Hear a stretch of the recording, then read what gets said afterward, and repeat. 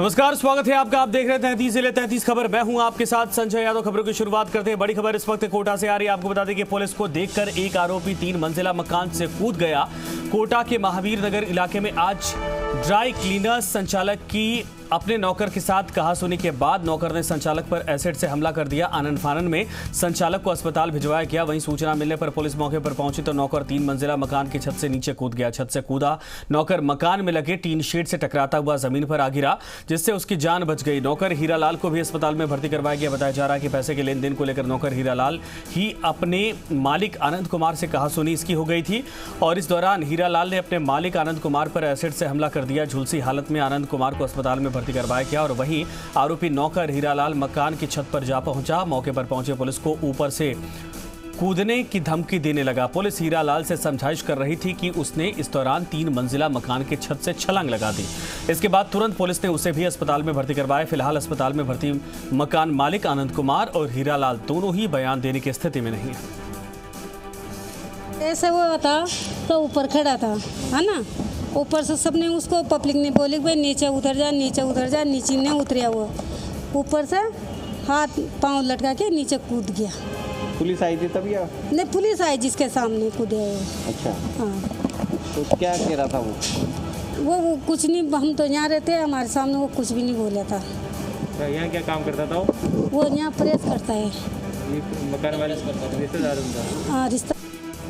हमने मकान के पीछे हमारे 1-2 जवान भेजे और हमने जगह समझाइश कोशिश करी। इतने में तो वो ऊपर से कूद गया। तो छज्जे में कारण उसके ज़्यादा नहीं लगी। छज्जा चद्दर का था, उसके कारण उसका बचाव हो सका और उसका पैर फ्रैक्चर होगा। हम उसको नीचे गिरने के कारण उसको तुरंत हॉस्पिटल ले गए। अलवर से खबर है, जहां पर अज्ञात लोगों ने घर के बाहर सो रहे व्यक्ति की धारदार हथियार से गला रेत कर निर्मम हत्या कर दी। हत्या की इस वारदात के बाद गांव में सनसनी फैल गई। ये मामला लक्ष्मणगढ़ थाना क्षेत्र के गांव हरसाना का है, जहां पर बांध के पास एक परिवार मकान बनाकर रह रहा था। बताया जा रहा है कि दौसा के मंडावर गांव गढ़ हिम्मत सिंह निवासी ताराचंद अपने पत्नी और बच्चों के साथ यहां रह रहा था। ताराचंद अपने सालों के साथ चेन्नई मिस्त्री का काम करता था, लेकिन मंगलवार की रात ताराचंद अपने सालों और परिवार के लोगों के साथ अलग अलग चारपाई पर सो गए। आज सुबह 4 बजे परिवार के लोगों ने चारपाई पर तलाश किया तो मकान के कोने के पास ताराचंद का गला कटा शव मिलने पर परिवार के लोगों में हाहाकार मच गया, जिसकी सूचना लक्ष्मणगढ़ थाना पुलिस को दी गई। पुलिस ने मौके पर पहुंचकर शव को कब्जे में लिया।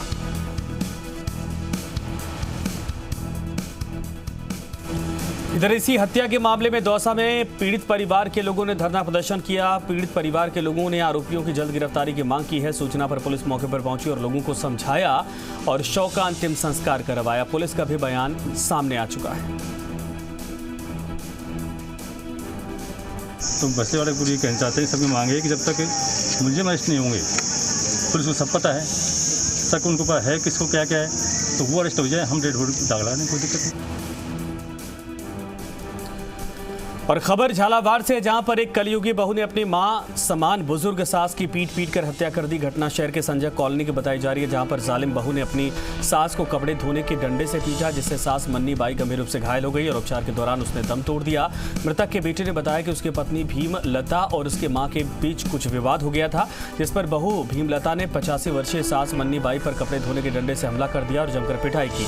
मारपीट से चेतना की मां का हाथ फ्रैक्चर हो गया और साथ ही शरीर के अन्य हिस्सों पर भी गंभीर चोटें आई हैं।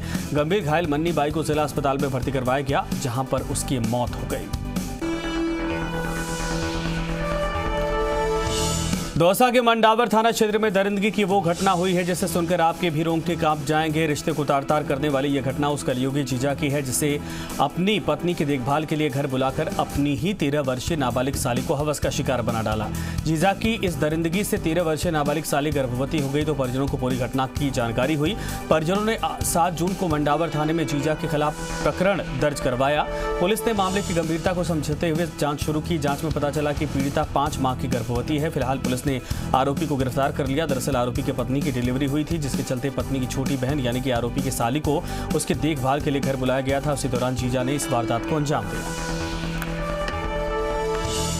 मुलजिम की पत्नी की डिलीवरी हुई थी जनवरी माह में। उस डिलीवरी के दौरान अपनी साली को यहाँ पे देखरेख के लिए बुलाया गया था और देखरेख के दौरान उसके साथ में गलत कार्य किया, जो 4-5 महीने की वो पेट से हैं और मुलजिम को आज गिरफ्तार कर लिया है।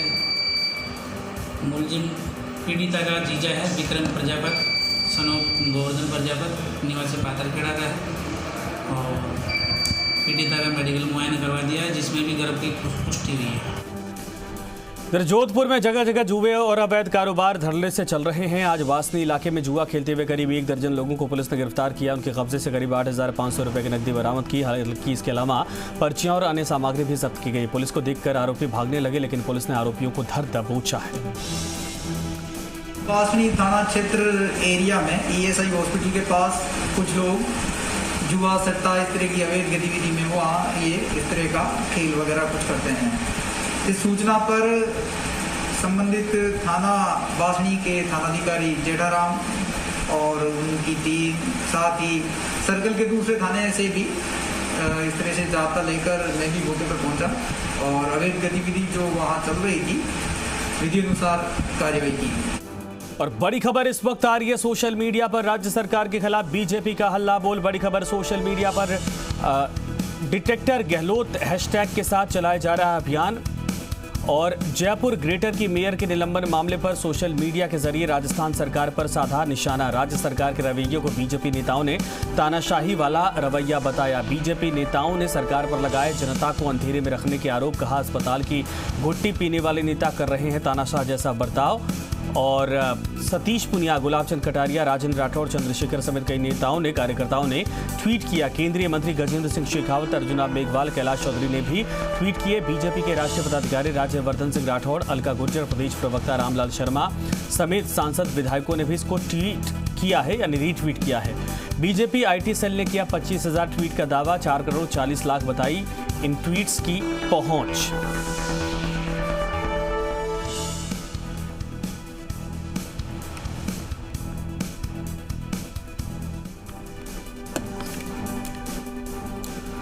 तो बीजेपी ने हल्ला बोला है और साफ तौर पर बीजेपी इस वक्त हमलावर है पूरे मामले पर।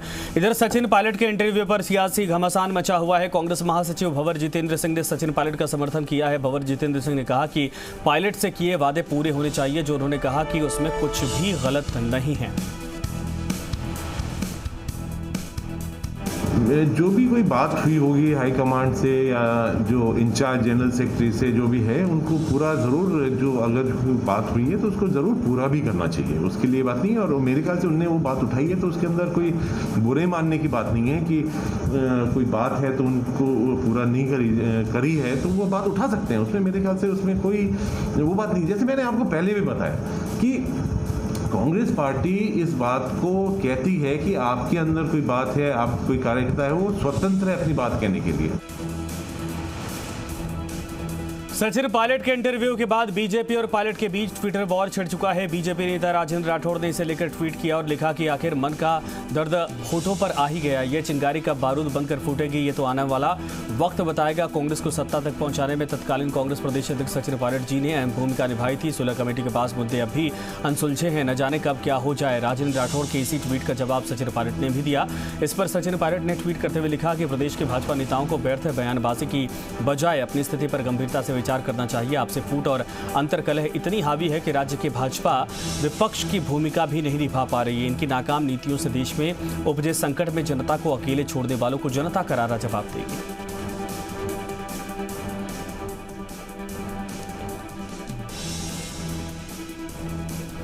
सचिन पायलट के बयान पर बीजेपी के प्रदेश के मुख्य प्रवक्ता रामलाल शर्मा का बयान सामने आया। रामलाल शर्मा ने कहा कि यह कांग्रेस पार्टी का अंदरूनी मामला है। रामलाल शर्मा ने कहा कि कांग्रेस में कलह को शांत करने के लिए 3 सदस्यों की कमेटी बनाई गई थी और इस कमेटी को मुद्दों का समाधान करना था। लेकिन अब पायलट कह रहे हैं कि एक राज्य ऐसा है जहां पर 10 दिन में सुनवाई हो रही है और राजस्थान में 10 महीने तक भी सुनवाई नहीं हो रही।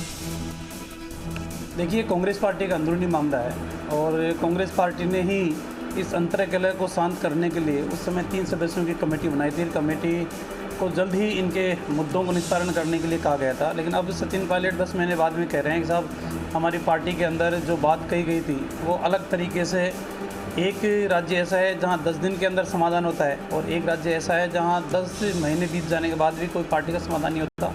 तो ये कांग्रेस पार्टी का अंदरूनी मामला है और अंदरूनी मामले को वो किस प्लेटफॉर्म के ऊपर निपटाएंगे, ये उनका मामला है। पायलट गुट के विश्वेंद्र सिंह का बड़ा बयान सामने आया। ऑफ कैमरा विश्वेंद्र सिंह ने मीडिया से कहा, राजस्थान के नेता गहलोत हैं, आलाकमान के पसंद हमारी समस्याओं का हो चुका है लगभग निस्तारण। मैं पायलट गहलोत गुट के बीच कर रहा हूं सेतु बनाने का कामकाज। और कांग्रेस नेता धर्मेंद्र राठौड़ ने भी की थी विश्वेंद्र सिंह से मुलाकात। सियासी मसलों को लेकर दोनों नेताओं के बीच हुई थी चर्चा। तो ये बड़ी खबर इस वक्त सामने आ रही है। आपको बता दें कि विश्वेंद्र सिंह का ये बयान, जहां पर उन्होंने कहा कि पायलट और अशोक गहलोत के बीच में वो सेतु का काम कर रहे हैं और आला कमान की पहली पसंद अशोक गहलोत साहब हैं। और ऐसे में उनकी जितनी मांगे थी उनका भी उनकी समस्याओं का समाधान धीरे धीरे होता जा रहा है।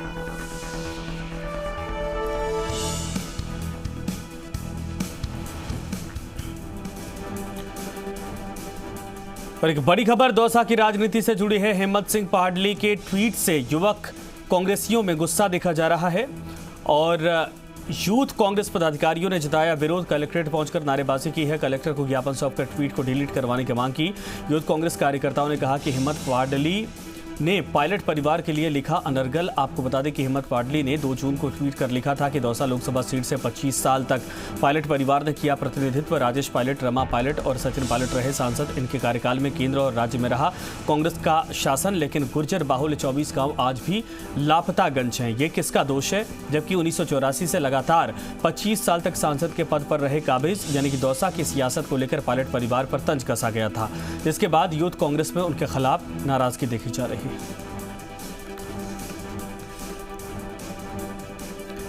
इधर 11 जून को राजेश पायलट की पुण्यतिथि पर इस बार कोई भी सार्वजनिक कार्यक्रम नहीं होगा। Rajesh Pilot memorial charitable trust की ओर से जारी किया गया संदेश, दौसा के भड़ाना में होने वाली सर्वधर्म प्रार्थना सभा और पुष्पांजलि कार्यक्रम को कोरोना की वजह से नहीं किया जाएगा आयोजित। कांग्रेस विधायक गजराज खटाना की ओर से की गई थी अपील और 11 जून को अपने यथास्थान से ही श्रद्धांजलि अर्पित करने की अपील की गई।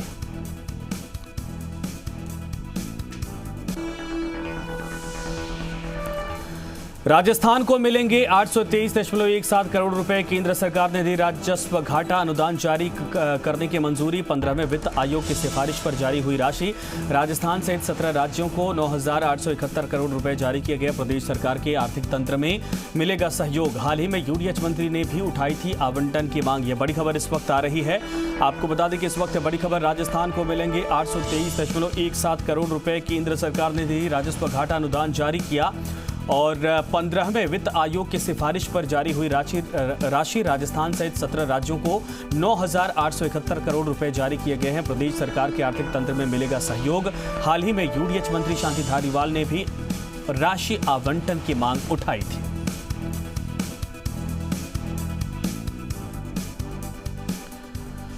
मुख्यमंत्री अशोक गहलोत ने बड़ा फैसला लिया है। मुख्यमंत्री ने प्रदेश में 4 नई तहसील के गठन को मंजूरी दे दी है। अशोक गहलोत ने उदयपुर जिले की कुराबड़ और नया गांव उप तहसीलों को अब तहसील में प्रमोट कर दिया है। नवीन तहसील कुराबड़ में 6 भू अभिलेख निरीक्षक वित्त, 24 पटवार मंडल और 107 राजस्व ग्राम शामिल होंगे। इसी प्रकार नया गांव तहसील में 5 भू अभिलेख निरीक्षक वित्त, 18 पटवार मंडल और 88 राजस्व ग्राम शामिल होंगे। इसके अलावा चित्तौड़गढ़ जिले के जावदा में नवीन उप तहसील के सृजन को स्वीकृति दी गई है। नवीन उप तहसील जावदा में 2 भू अभिलेख निरीक्षक वित्त, 7 पटवार मंडल और 70 राजस्व ग्राम शामिल होंगे। जयपुर जिले के जोबनेर में नवीन तहसील के सृजन को स्वीकृति दी गई। जोबनेर में 5 भू अभिलेख निरीक्षक वित्त और 20 पटवार मंडल और 78 राजस्व ग्राम शामिल होंगे। इधर राजस्थान कांग्रेस ने केंद्र सरकार पर हल्ला बोलने की तैयारी कर ली है। महंगाई के मुद्दे को लेकर कांग्रेस 11 जून के प्रदर्शन को लेकर तैयारी कर रही। इसी को लेकर आज कांग्रेस नेताओं की वर्चुअल मीटिंग भी हुई, जिसमें कांग्रेस प्रभारी अजय माकन, मुख्यमंत्री अशोक गहलोत, पीसीसी अध्यक्ष गोविंद सिंह डोटासरा, राष्ट्रीय महासचिव भंवर सिंह जितेंद्र सिंह, कार्य समिति सदस्य रघुवीर मीणा, पूर्व पीसीसी अध्यक्ष सचिन पायलट, पूर्व मंत्री डॉक्टर चंद्रभान, इसके अलावा विधायक, पीसीसी पदाधिकारी, जिला अध्यक्ष, अग्रिम संगठनों के अध्यक्ष भी बीसी से जुड़े। 11 जून को जिला, ब्लॉक और संभाग स्तर पर पेट्रोल पंप के बाहर प्रदर्शन करने की रणनीति और तरीके पर भी चर्चा हुई।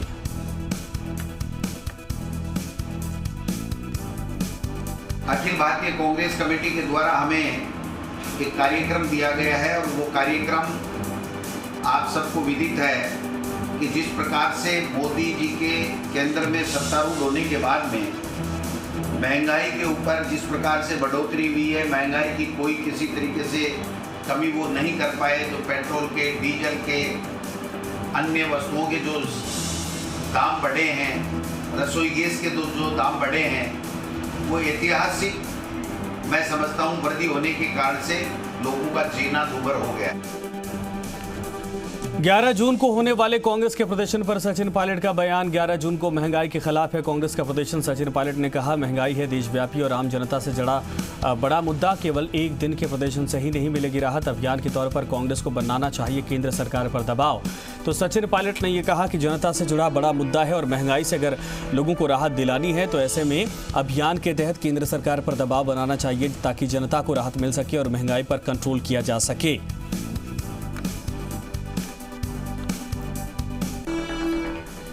इधर जितेंद्र प्रसाद के बीजेपी में शामिल होने पर परिवहन मंत्री प्रताप सिंह खाचरियावास ने कहा कि मैं नहीं जानता कि वो कितने बड़े नेता हैं। उन्होंने कहा कि मैं जितेंद्र प्रसाद का नाम सुना है लेकिन कभी उनसे मिला नहीं। उनके भाजपा में शामिल होने पर खाचरियावास ने कहा कि ये वक्त भाजपा कांग्रेस में आने जाने का नहीं बल्कि जो जहां है वहीं रहकर जनता और देश की सेवा करने का। इसके अलावा पायलट की नाराजगी पर खाचरियावास ने कहा कि हमारा पारिवारिक मामला है और राजस्थान सरकार को कोई दिक्कत नहीं है।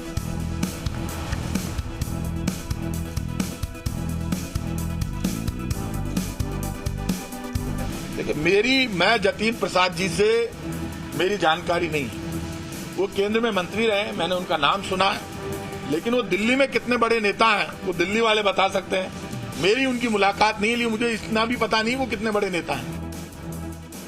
ग्रेटर मेयर सौम्या गुर्जर निलंबन मामले को लेकर गुर्जर समाज के संगठनों की प्रेस वार्ता में बोले गुर्जर नेता 11 जून को राज्यपाल को सौंपेंगे ज्ञापन। प्रदेश में सभी उपखंड कार्यालयों पर गुर्जर समाज के नेता देंगे ज्ञापन। अगर सरकार ज्ञापन के बाद भी नहीं जागती है तो आगे की रणनीति तय की जाएगी। गुर्जर नेताओं ने कहा, कांग्रेस सरकार लगातार कौम के सदस्यों को टारगेट कर रही है और मेयर का निलंबन पूरे प्रदेश के गुर्जर समाज की तौहीन है। इस मामले पर राजस्थान का पूरा गुर्जर समाज एक है।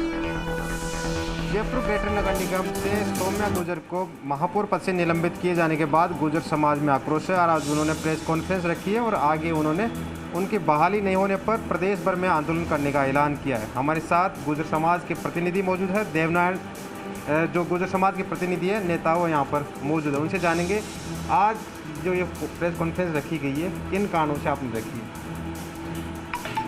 है? ग्रेटर महापौर सौम्या गुर्जर जी को माध्यम बना करके राजस्थान की सरकार ने जिस तरह से गुर्जर कौम पे एक फिर हमला किया है उससे गुर्जर समाज में रोष है।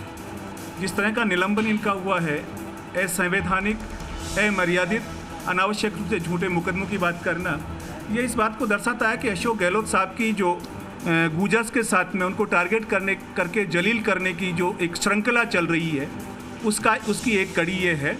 इस निलंबन को लेकर के राजस्थान के गुर्जरों में रोष है। हमने कल ज्ञापन दिया था कलेक्टर महोदय को और 11 जून को पूरे राजस्थान प्रदेश में उपखंड अधिकारियों के मार्फत महामहिम राज्यपाल के नाम ज्ञापन प्रेषित किए जाएंगे।